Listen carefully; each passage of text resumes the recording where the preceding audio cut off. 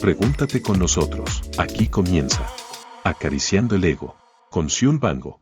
Debo confesar que, previo a darle forma a este tercer capítulo, acaricié mi ego con una mirada a las estadísticas del alcance de las dos anteriores. Y más allá de la cantidad de reproducciones, me encontré con un dato que no dejó de llamarme la atención y que me obligó a hacer una intro aclaratoria previo a explayarme en los cuestionamientos que me surgen al intentar responder la pregunta planteada en el capítulo anterior sobre si los grandes medios de comunicación podrán sostener su poder. Se trata de un dato que se viene consolidando en este ciclo, y es que el rango de edad del público está dividido casi que en partes iguales por personas de entre 25 y 34 años y personas de entre 35 y 59 años, dejando solamente un 1% a menores de 25 años y otro 1% a mayores de 59. Este hecho no es un hecho menor, porque la mitad de ustedes no tiene o casi no tiene recuerdos de cómo eran los medios de comunicación sin Internet.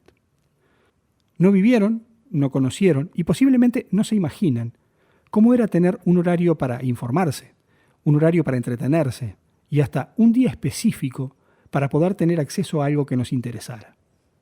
Imagino entonces que más de la mitad de ustedes no se imaginan cuál era la lógica que imperaba para hacer que los medios de comunicación fueran rentables, es decir, para que generaran dinero a sus dueños, a sus responsables.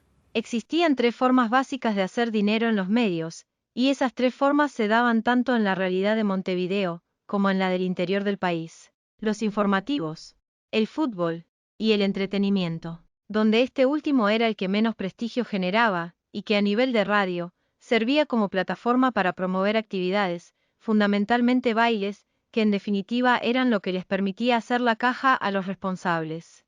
Mientras que a nivel televisivo, el entretenimiento se daba mediante el humor, teniendo una relación muy estrecha con la movida teatral, retroalimentándose ambas actividades. Pero son los dos primeros, informativos y fútbol, los que tuvieron un peso determinante en la construcción de los relatos de las realidades y en las líneas editoriales y comerciales de cada medio. Prolimpio, especialistas en productos de limpieza. Esto es Acariciando el Ego, con Xiun Bango. El periodismo lo ejercía la prensa, es decir, los medios gráficos. Estos eran los que marcaban la agenda, como se suele decir. Las radios arrancaban la mañana con una lectura de los titulares de cada medio y la televisión en la noche daba un esbozo de lo que había sido la jornada, dejando pautas de lo que sería la siguiente. Para quienes aún no consumen Internet como fuente de la información, la base de esta realidad sigue estando, con la variable que la televisión acompasa a la radio en tiempos de información. Pero para ustedes, que obviamente le dedican atención a lo que se publica en la red, ese formato puede darles la sensación que es arcaico. Sin embargo, la lógica se conserva. La estructura base de lo que se realiza en las redes sociales sigue siendo la misma. Y los estímulos, edulcorados por efectos cada vez más complejos, pero al mismo tiempo más accesibles de realizar para cualquiera, también son los mismos. Hace no muchos años, hacer esto que estoy haciendo, con esta calidad de imagen, sonido y animaciones, me habría requerido una inversión muy elevada, que incluiría la contratación de más de un técnico para cada una de las áreas. Hoy, con mucho menos, uno puede hacer sin mayor ayuda que un ordenador personal y una conexión a Internet, cosas que hace no tantos años podrían resultar asombrosas y que hoy son vistas casi que como natural. Puede ser que yo sea parte de este proyecto.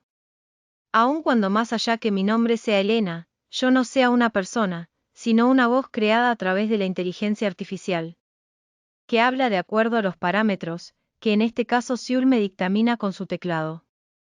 Y eso seguramente no es algo que los asombre, como otrora podían asombrar algunos efectos especiales. Efectos que al verlos hoy en día, nos darían sensación de precariedad y hasta de amateurismo. El avance de la tecnología es siempre un arma de doble filo para el ser humano, ya que como todo abre nuevas posibilidades y oportunidades, las que permitirán mejores resultados en materia de confort, pero que al mismo tiempo irán unificando formas, estilos, estéticas, y de esa manera estarán atentando contra la identidad de las pequeñas comunidades y fundamentalmente irán destruyendo profesiones y necesidades de servicios que representan trabajo para muchas personas. La inteligencia artificial se presenta por primera vez como un desafío real para quienes hacen comunicación. Y digo hacen, porque yo también soy una voz creada por la inteligencia artificial. Entre Baitam y Cafetín vamos a intentar responder 100% con razonamiento humano la pregunta planteada en el capítulo anterior. Y para ello voy a hablar de la paradoja de la televisión. Baitam, bienestar natural.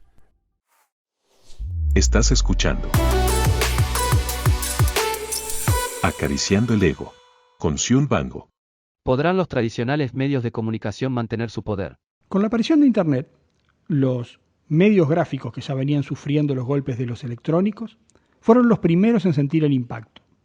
Sin embargo, la adaptación al formato digital le terminó dando a los diarios un aire que parecían no encontrar ante el abrumador predominio de la televisión. Y si bien muchas publicaciones papel han cerrado, El Observador fue el último ejemplo en nuestro país, Internet permitió mantener la lógica de la información escrita. La radio es el medio, que parece seguir en la lista de los condenados a la desaparición, por el avance de las nuevas tecnologías. Mario Pergolini, uno de los referentes ineludibles en el Río de la Plata a la hora de pensar en radio, suele decir una frase con la que concuerdo plenamente. Esa frase dice que si entendemos la radio como una emisora tradicional, sin duda que estamos viendo sus últimas horas. Ahora, si entendemos la radio como el fenómeno que se sucede cuando una voz nos lleva a imaginar mientras nos relata una historia, nos cuenta una realidad, nos describe un suceso, esa radio nunca va a morir, porque siempre van a existir personas deseosas de escuchar y de sumergirse en el mundo al que nos lleva ese relato. La radio entonces, reconvirtiendo su oferta, tanto a nivel de presentación para los oyentes como a nivel comercial, va a poder encontrar nichos muy interesantes de desarrollo. Pero este segmento entre Baitam y Cafetín era para dar respuesta a la pregunta planteada en el capítulo anterior sobre si los medios de comunicación podrían conservar su poder. Y habíamos planteado hacerlo en base a un razonamiento que di en llamar la paradoja de la televisión. La paradoja de la televisión nos marca que el medio que apareció como la revolución a nivel de la comunicación, que en los hechos atentó contra la existencia de los medios gráficos, e incluso de la radio, es el que menos valor tiene en sí mismo, para darle batalla a las nuevas tecnologías. Desde que en 1936 la BBC emitió en Londres por primera vez una señal televisiva, este medio ha ido en una constante evolución y crecimiento, posicionándose como el medio referente por excelencia, ya que contiene la lógica de la prensa, permite crear magia e imaginación como la radio, pero le aporta un mayor realismo a la historia al presentar las imágenes. La aparición del cable puso a prueba la capacidad de adaptación de los canales de aire. Y dependiendo desde qué punto de vista se lo mire, los canales de aire fueron muy hábiles, o muy poco creativos en su respuesta, ya que no se logró ningún proceso de adaptación en cuanto a la concepción de sus propuestas, pero lograron potenciar el negocio haciéndose dueños de la venta de los servicios. Cuando aparece Internet a competir en el mercado, los cables intentan realizar la misma estrategia que en su momento hicieron los canales de aire. Es decir, no meter mano a las estructuras de producción ni a los contenidos y buscar el rédito del negocio vendiendo servicios de conexión a través del cable. Pero esa batalla fue ganada por las telefónicas, quienes retrucaron la propuesta y comenzaron a realizar producciones televisivas, para incluir en la venta de los servicios de conexión. Las nuevas producciones que se crearon de servidores que ofrecen productos televisivos nacieron sin los vicios propios del viejo sistema. Esos productos se piensan con una mirada universal, atemporal, de modo que tengan vigencia en cualquier momento y en cualquier lugar. Esto hace que definitivamente se elimine aquella idea de la hora del informativo o la hora del entretenimiento, para tener disponible cualquier día y a cualquier hora el producto que uno desee. Esto en buena medida ya sucedió con los canales cables, que se habían adaptado en tal sentido, y llenaban la grilla de ofertas del servicio que se vendía por un contrato mensual. Pero en nuestro país, no habían logrado una incidencia realmente relevante, como si lo han logrado plataformas como Netflix o los servicios de televisión de los propios vendedores de conexión, fundamentalmente Antel y Claro. En la interna de los equipos publicitarios suele existir una histórica contraposición de intereses entre las áreas creativas y las áreas comerciales. Las primeras tendemos a pensar la estrategia de campaña priorizando el impacto del mensaje con una visión de rédito a largo plazo.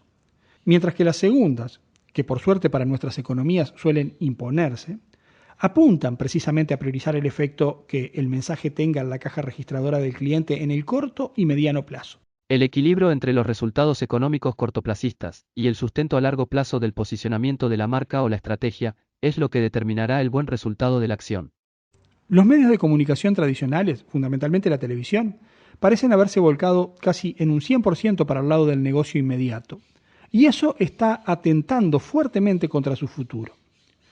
Da la sensación que los medios no han sabido reaccionar al hecho de no poder ser los dueños de las plataformas y han optado por apuntar contra ellas, por desconocerlas, desprestigiarlas y minimizar ciertos competidores, en lugar de adaptarse a estos tiempos con su propuesta.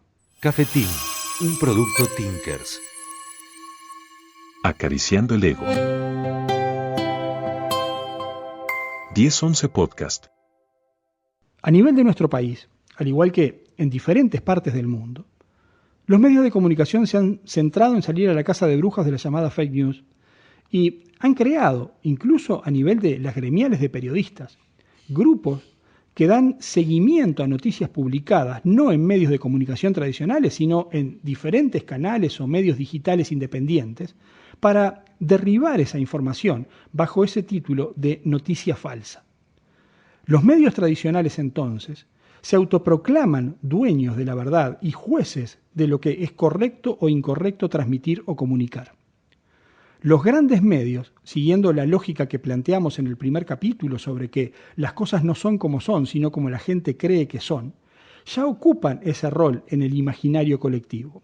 Por tanto, el salir a defenderlo cuando el imaginario colectivo no lo ataca, implica asumir una debilidad en sus propias convicciones y, por tanto, empezar a despertar la duda masiva, primero sobre la tan mentada e inexistente objetividad de los medios y los periodistas, pero además sobre la veracidad de sus informes.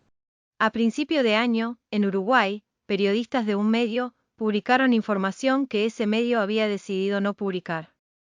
Y este hecho puso a los periodistas en el rol de influencer y de críticos de su propia fuente de trabajo. Son muchas las preguntas que surgen entonces para dejar planteada para el próximo capítulo, pero me voy a quedar con una. ¿Es posible ser independiente si se hace comunicación?